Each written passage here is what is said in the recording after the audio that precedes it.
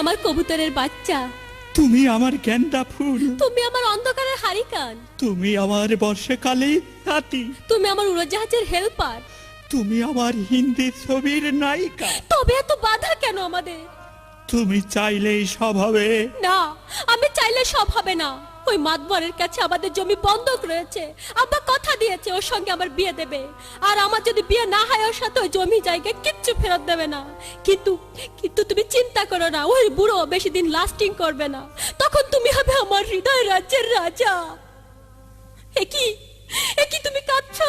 কই, আমি তো কাঁদছি না, আমাকে দেখ, আমার বুকে তো কোনো কান্না নেই।